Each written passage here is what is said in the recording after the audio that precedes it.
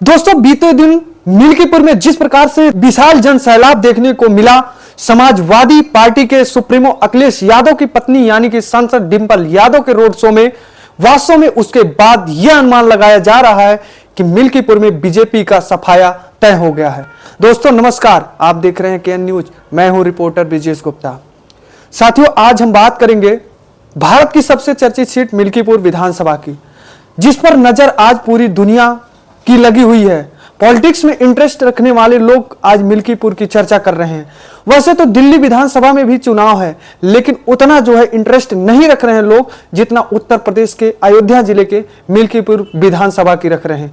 और ऐसा माना जा रहा है और कहा भी जा रहा है सभी पार्टियों की कि इसी मिल्कीपुर से 2027 का विधानसभा का रणनीति बनेगा, और जो इसमें अच्छा प्रदर्शन करेगा वह जो है 2027 में उसके सर पे ताज होगा और उस पार्टी का सदस्य मुख्यमंत्री बनेगा। दोस्तों, अब बात करते हैं मिल्कीपुर विशाल जन सैलाब की। दोस्तों, हम वहां ग्राउंड पे गए थे, वहां रिपोर्टिंग के लिए गए थे, उस जन सैलाब को कवर किए। हमने वहां योगी जी के सभा में भी गया, वहां उस प्रकार से संख्या नहीं देखने को मिली जितना कि समाजवादी पार्टी के अखिलेश यादव की पत्नी सांसद डिंपल यादव के जन सैलाब देखने को मिली, रोड शो में देखने को मिली। अब सवाल यह खड़ी हो रही है कि आखिर में समाजवादी पार्टी के, कांग्रेस के पार्टी के जन सैलाब इस तरह से जुटी है पार्टियों में, रैलियों में, उसके बावजूद क्यों ये पार्टियां हार जाती हैं? क्या इसमें जो लोग एकत्रित होते हैं क्या वह पैसे पे आते हैं, चंद रुपयों के लिए आते हैं, भीड़ बढ़ाने के लिए आते हैं, या फिर जो विपक्ष बीजेपी पे उंगली उठाता है कि चुनाव गड़बड़ी करती है, बीजेपी ईवीएम हैक करती है जिसके वजह से चुनाव हम लोग हारते हैं, अन्यथा अगर बैलेट पेपर से चुनाव कराया जाए तो हम 100% जीतेंगे? क्या ऐसा है? आखिर में जिस प्रकार से मिल्कीपुर में कल 30 तारीख को देखा गया है, रोड पूरी तरह से रायबरेली का जो रोड है, अयोध्या रायबरेली का, वह जिस प्रकार से दोनों लेफ्ट एवं राइट में जाम थी, वो भी 1 किलोमीटर 2 किलोमीटर नहीं, पूरा 10 किलोमीटर तक लंबी लाइन लगी थी। और वहां उस पार्टी में, उस समाजवादी के रैली में बुजुर्ग से लेकर के सबसे ज्यादा अगर देखने को मिली तो युवा देखने को मिले, किसान, बुजुर्ग किसान देखने को मिले उस रैली में, महिलाएं देखने को मिली, और हमारे एक विशेष समुदाय के लोग मुस्लिम भी उस रैली में काफी ज्यादा संख्या में देखने को मिले। हम वही रिपोर्टिंग करते हैं, ग्राउंड पे जाते हैं, ग्रामीण क्षेत्र में मिल्कीपुर जाते हैं तो हम मुस्लिम से सवाल करते हैं कि आप किसके साथ हैं, क्या मुद्दाएं हैं, आप किसके साथ हैं, बीजेपी का काम कैसे है, समाजवादी कैसी पार्टी है, कांग्रेस कैसी है, तो वह माइक के सामने, कैमरे के सामने जो है बोलने से डरते हैं। जिसके बाद यहां तक उस वीडियो के ऊपर कमेंट आती है कि उन मुस्लिमों के ऊपर दबाव है।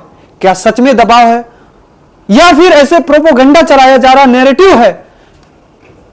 कहीं वह तो नहीं डर रहे हैं मुस्लिम, जो अदर बाई इलेक्शन में कहा जा रहा था, विपक्ष के द्वारा दावा किया जा रहा था कि मुस्लिम वोटरों को उनके रूम में बंद करके वोट डलवाया जा रहा था कि मुस्लिम वोट ना डालने पाए, अगर वोट डालेंगे तो बीजेपी हार जाएगी।